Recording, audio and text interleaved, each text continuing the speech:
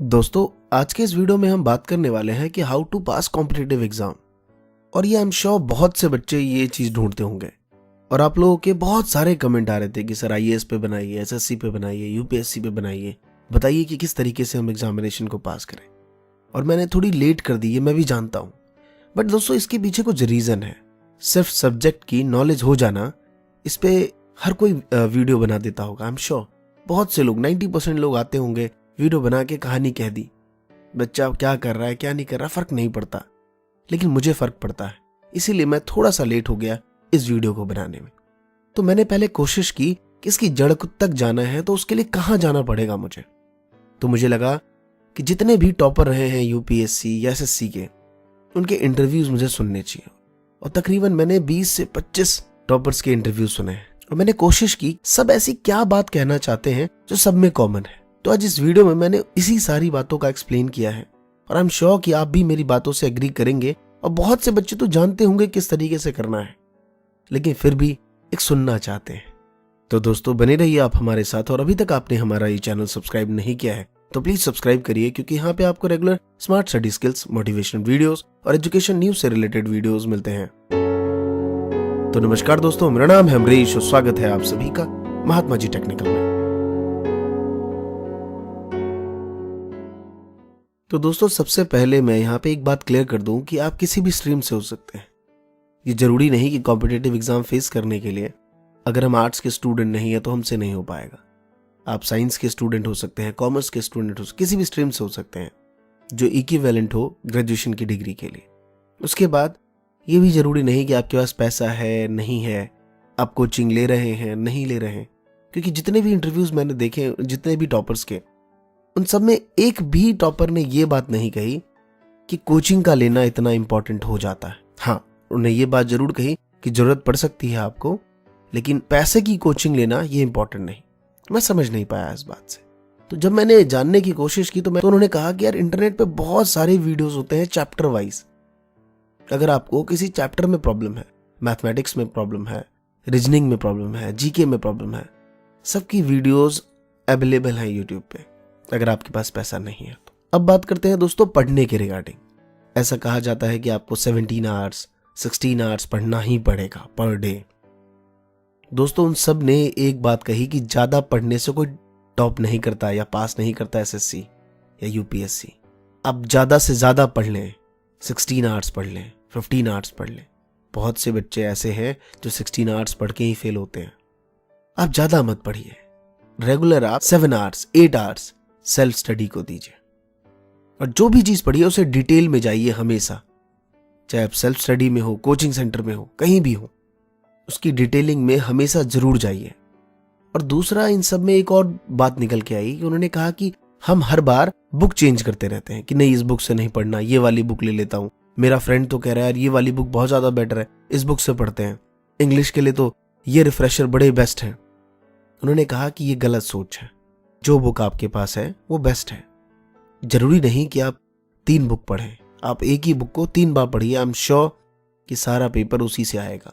बशर्ते एक बात ध्यान रखनी है कि जो भी पढ़ें उसे डिटेल में रहिए, अपने नोट्स को हमेशा मेंटेन रखिए।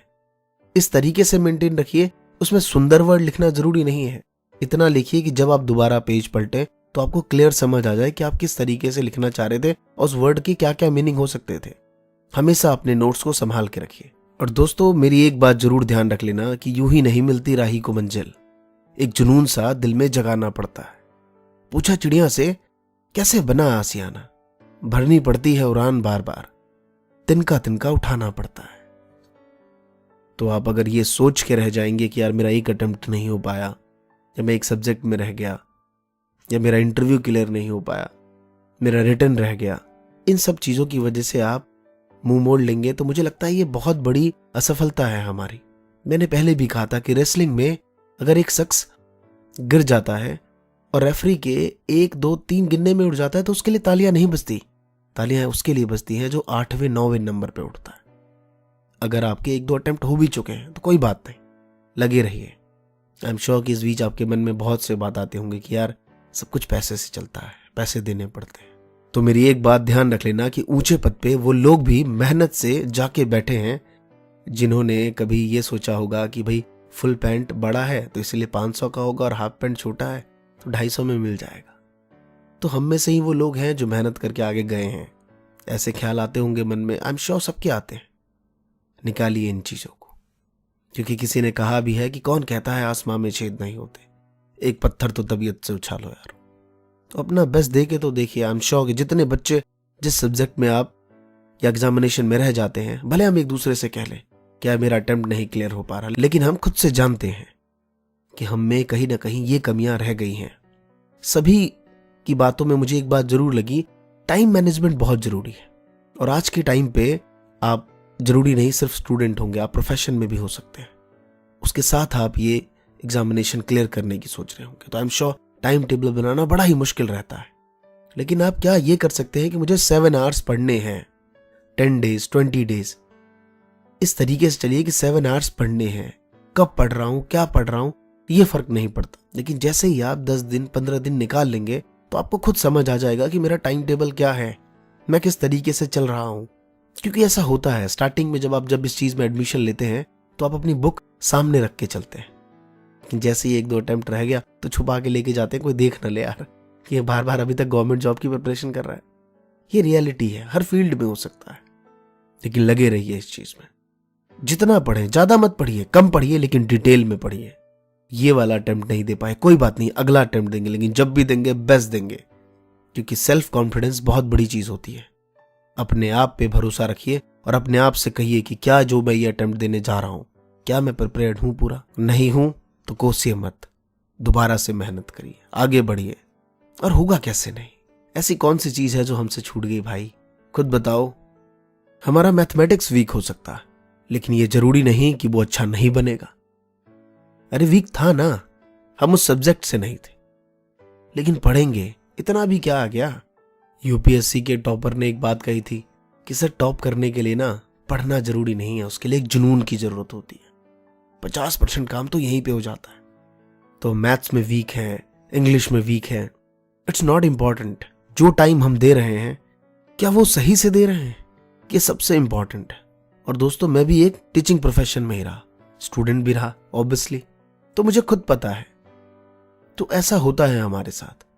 अरे कोई चीज 3 घंटे में समझ नहीं आएगी, 6 घंटे में आएगी, 7 घंटे में आएगी, इतना भी क्या कि समझ नहीं आएगी।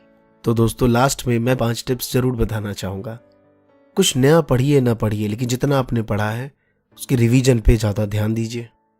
दूसरा, अपने आप में एक रेगुलरिटी हमेशा रखिए और जितना हो सके ज्यादा से ज्यादा टेस्ट पेपर सॉल्व करिए। क्योंकि उन सभी ने एक बात यही कही कि test paper test paper test paper. जितना आप इसके नजदीक जाएंगे ये इतना और इजी होता जाएगा। जितना ज्यादा आप सॉल्व करेंगे आपके पास होने के या रैंक होल्डर बनने के चांसेस उतने ही ज्यादा होंगे। और मेरा खुद का ऐसा मानना है, मैंने कई वीडियोस में, आप इससे पहले बहुत सी वीडियोस हैं आप लोगों के लिए भी, आप देखिए कि मैंने एक टेस्ट पेपर पे कितना जोर दिया है। क्योंकि टेस्ट पेपर हमें कहीं ना कहीं कॉन्फिडेंस देता है। जब आप एग्जामिनेशन हॉल में बैठेंगे तो आपको 1% भी फील नहीं होगा कि पहली बार आ रहा हूं, यही लगेगा बे यार ये रेगुलर था। जितना ज्यादा आप more and more test paper देंगे आपको उतना ही परफेक्ट बनाएगा ये। तो सबसे बड़ा इंपॉर्टेंट है टेस्ट पेपर, और इसे आप जरूर दीजिए। वीक में 3 तो रखिए।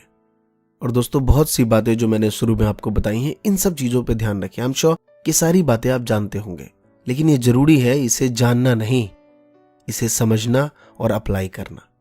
अप्लाई करिए और दुनिया क्या कहती है क्या नहीं उसे छोड़िए। और उन सब के लिए एक बात हमेशा मन में रखिए कि मेरे अकेलेपन का मजाक बनाने वालों, जरा ये तो बताओ कि जिस भीड़ में तुम खड़े हो उसमें कौन तुम्हारा है।